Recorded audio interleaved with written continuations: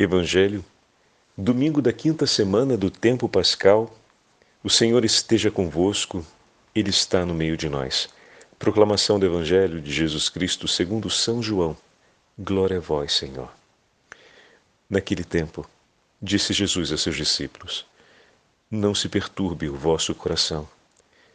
Tendes fé em Deus, tende fé em mim também. Na casa de meu Pai há muitas moradas. Se assim não fosse, eu vos teria dito: Vou preparar um lugar para vós.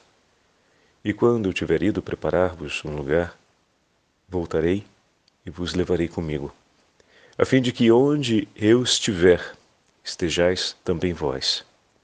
E para onde eu vou, vós conheceis o caminho. Tomé disse a Jesus: Senhor, nós não sabemos para onde vais. Como podemos conhecer o caminho? Jesus respondeu-lhe: Eu sou o caminho, a verdade e a vida. Ninguém vai ao Pai senão por mim. Se vós me conhecesseis, conheceríeis também meu Pai. E desde agora o conheceis e o vistes. Disse Filipe: Senhor, mostra-nos o Pai, isso nos basta. Jesus respondeu: Há tanto tempo estou convosco e não me conheceis, Filipe. Quem me viu, viu o Pai. Como é que tu dizes, mostra-nos o Pai? Não acreditais que eu estou no Pai e o Pai está em mim? As palavras que eu vos digo, não as digo por mim mesmo, mas é o Pai que, permanecendo em mim, realiza as suas obras. Acreditai-me, eu estou no Pai e o Pai está em mim. Acreditai ao menos por causa destas mesmas obras.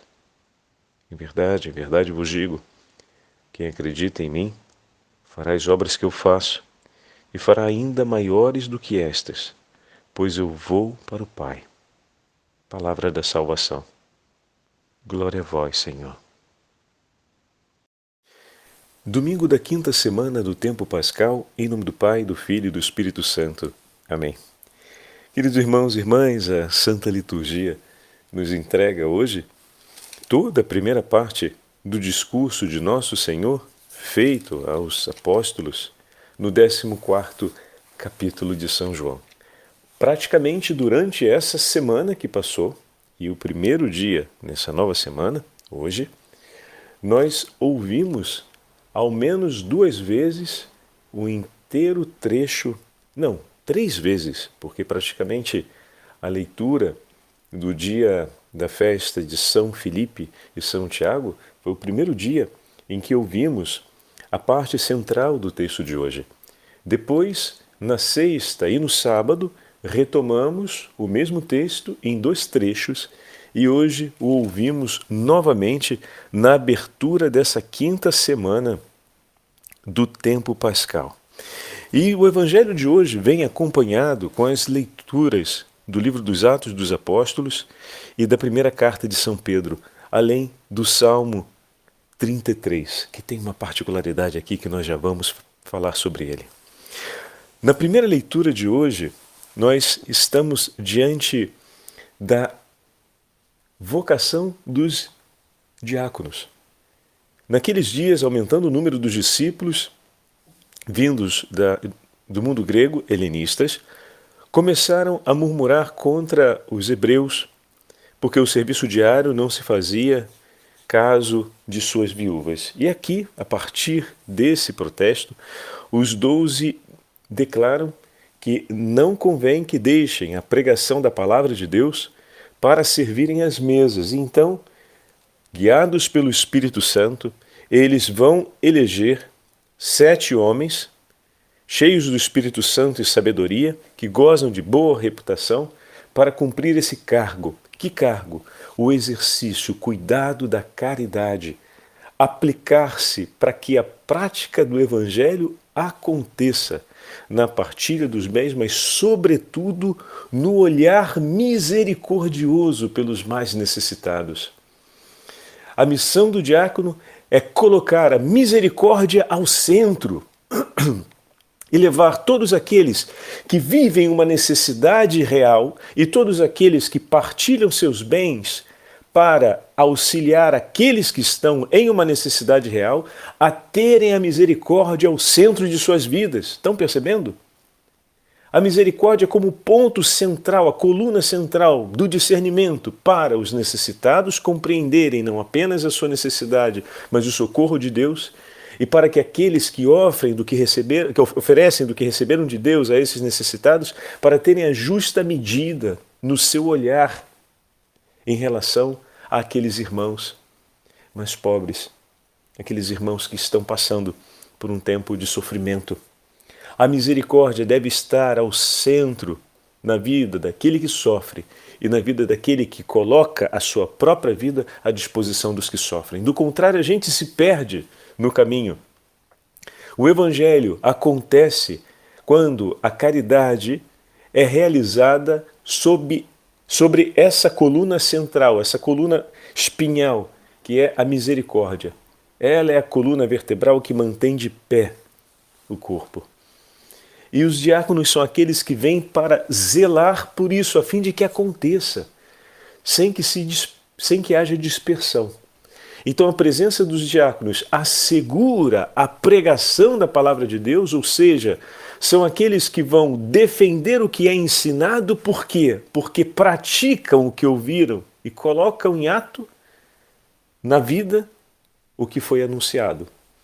Olha que grande papel dos diáconos no seio da comunidade cristã serem essa referência ilibada, cheia do Espírito Santo, de como o Evangelho se torna vida concreta nesse tecido que é o povo de Deus, que é a comunidade dos cristãos.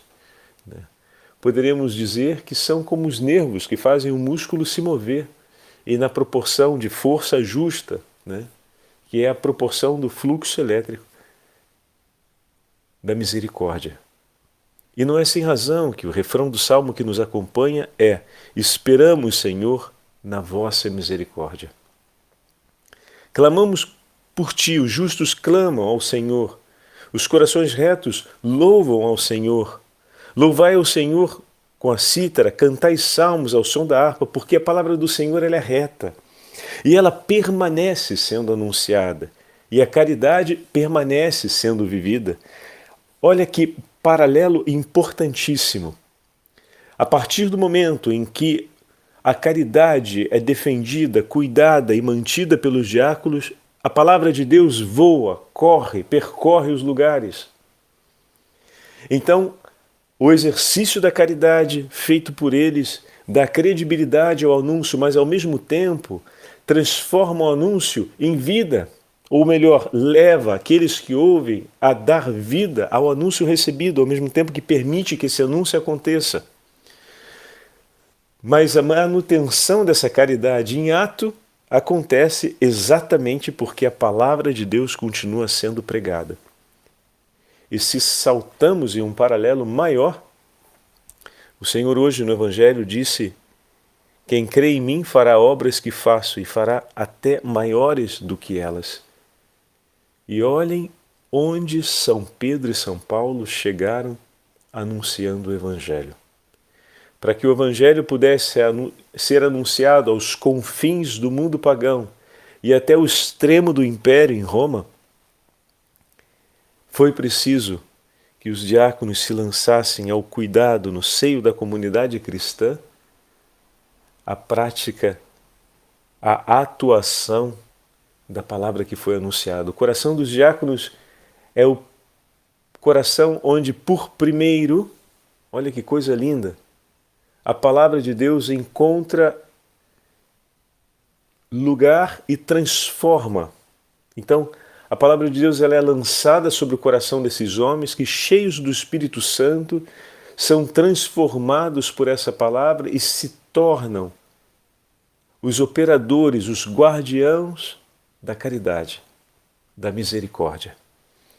Se a gente fala qual é o papel do diácono no seio da comunidade cristã e olhamos o livro dos Atos dos Apóstolos, a presença do diácono no seio da comunidade cristã é ser o goel da misericórdia, o guardião da misericórdia, que ao olhar a vida e ao olhar os atos dos nossos diáconos, nós possamos ver ali o reflexo, o fulgor da misericórdia de Cristo, que se revela através dos atos de caridade cumpridos, ensinados, defendidos, amados pelos nossos diáconos. Bendito seja Deus pela vocação diaconal, por todos os nossos irmãos diáconos permanentes, que o Senhor vos abençoe, e a todos vocês um forte abraço. Aproveito para fazer essa saudação, que é com muito carinho, que muitos dos nossos diáconos do Rio de Janeiro e de outras partes do Brasil acompanham as nossas meditações. Deus abençoe o ministério de vocês por todo o serviço que vocês oferecem à igreja, mas sobretudo por terem um coração que para nós é um testemunho eloquente da misericórdia de Deus. E quando olhamos então a carta de São Pedro e passamos a segunda leitura, olha, aqui se encontram essas duas realidades, né? A palavra de Deus e ao mesmo tempo a obra de misericórdia e de caridade que a palavra opera em nós. Aproximai-vos do Senhor, que é a pedra viva, rejeitada pelos homens, mas escolhida como pedra preciosa aos olhos de Deus. E vós mesmos, como pedras vivas, entrai na construção desse templo espiritual. Então São Pedro chama Cristo Jesus de pedra viva. E depois vai dizer que nós mesmos somos pedras vivas. Ou seja,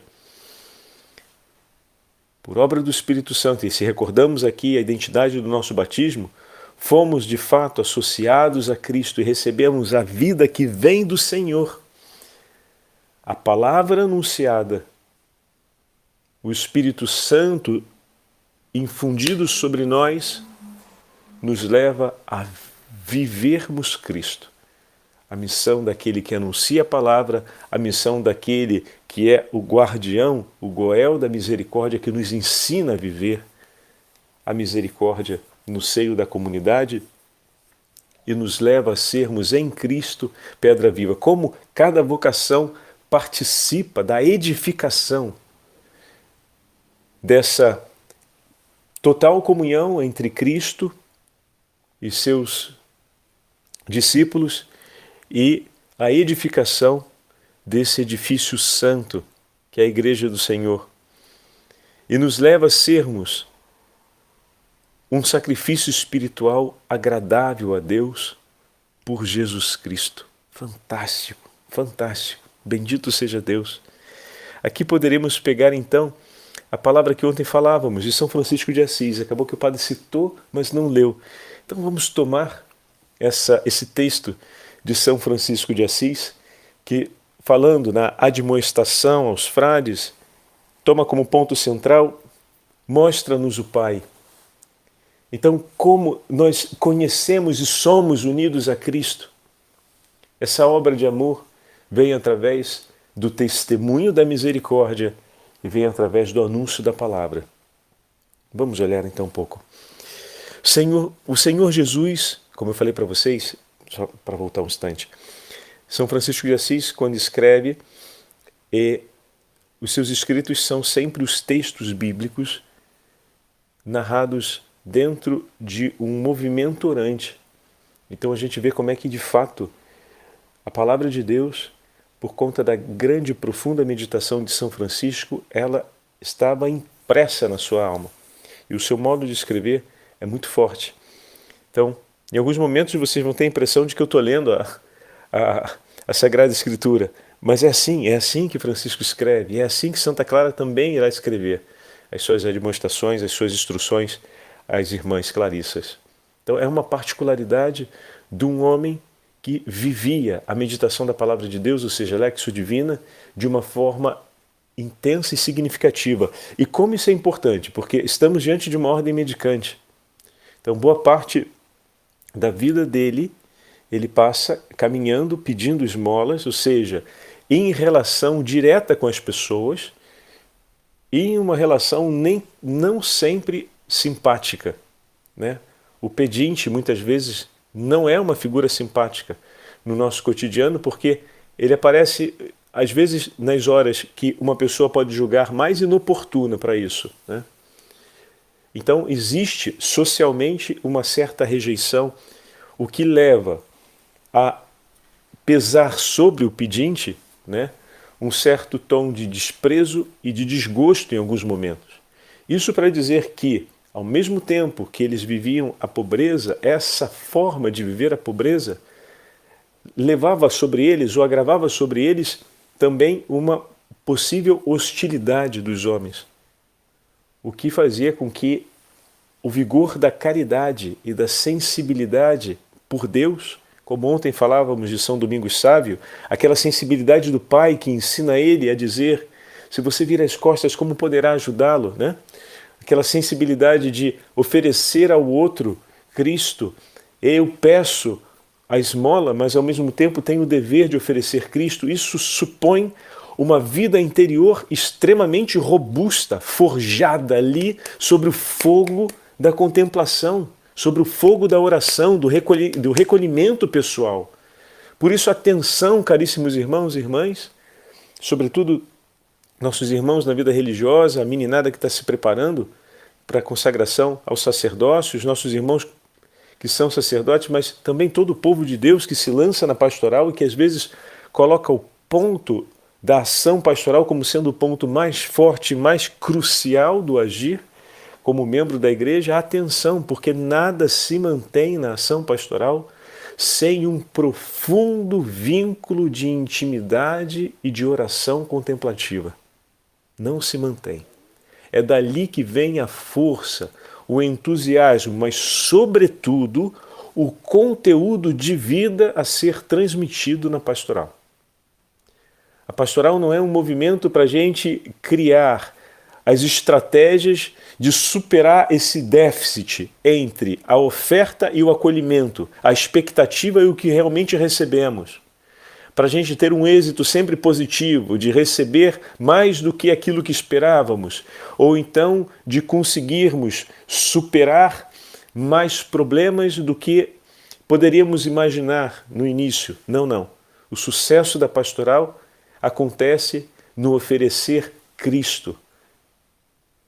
Não acontece na forma, no conteúdo que vai ser realizado da ação, mas que nesse conteúdo, seja ele qual for, porque isso vai depender muito do momento social e da necessidade real de cada comunidade, de cada ação pastoral, mas que tenha sido oferecido Cristo de fato no nosso agir, isso é o fundamental, e que nós tenhamos conseguido reconhecer através da misericórdia a presença de Cristo, seja ele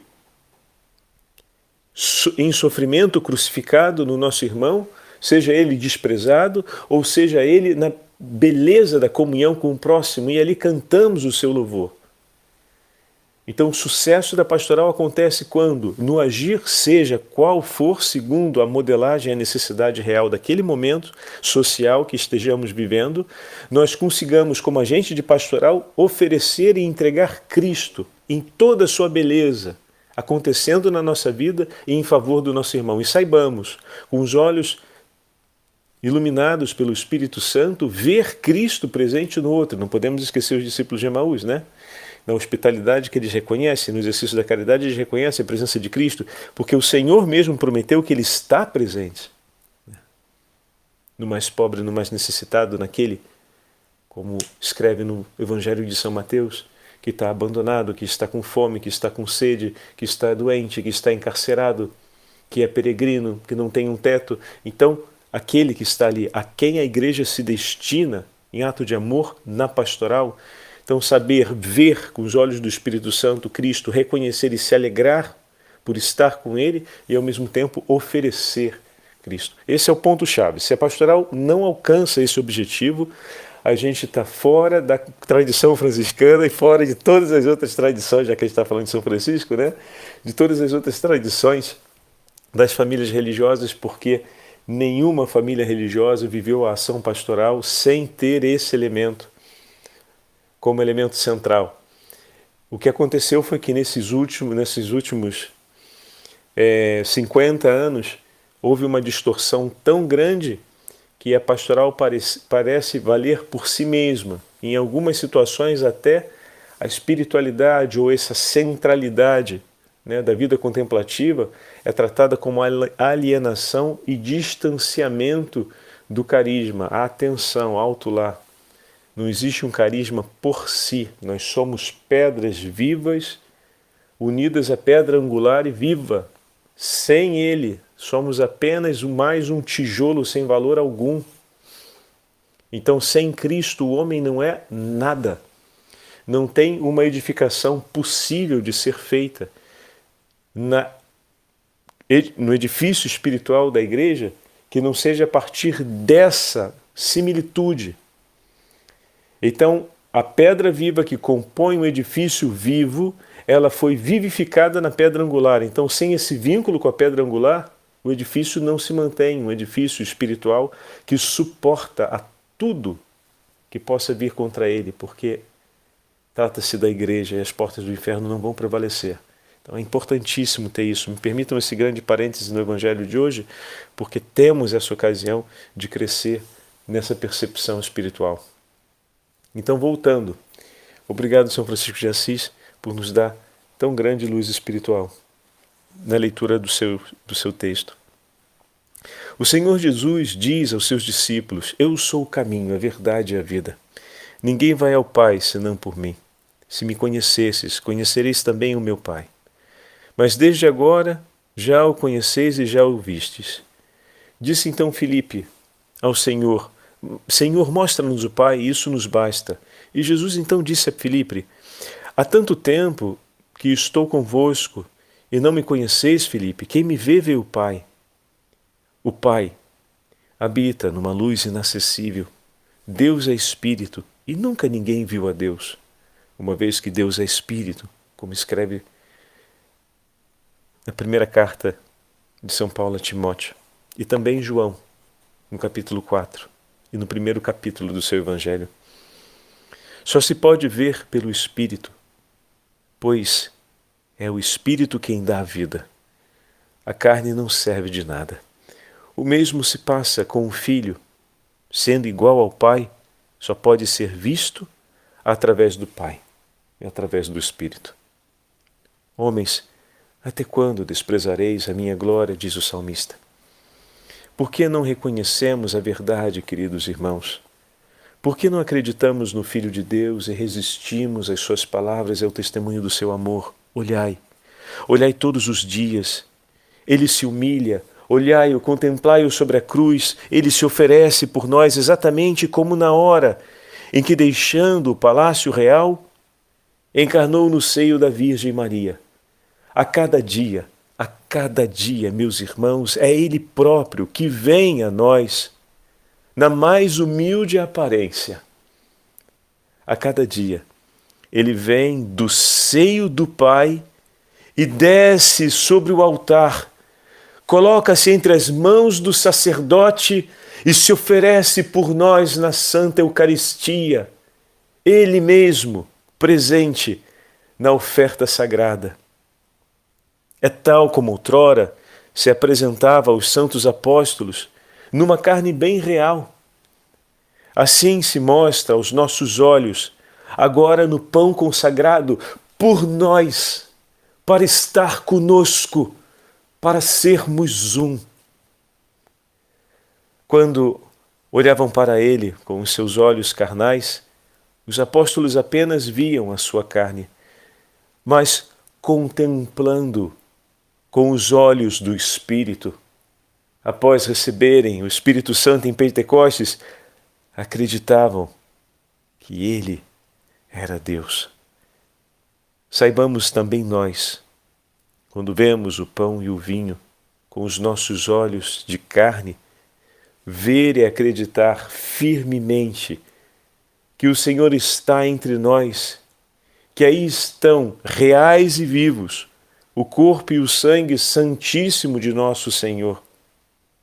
Com efeito, foi este o meio que Ele escolheu para ficar para sempre com aqueles que acreditam nele e que o recebem. Como Ele próprio disse: eu estarei sempre convosco até o fim dos tempos e jamais vos abandonarei.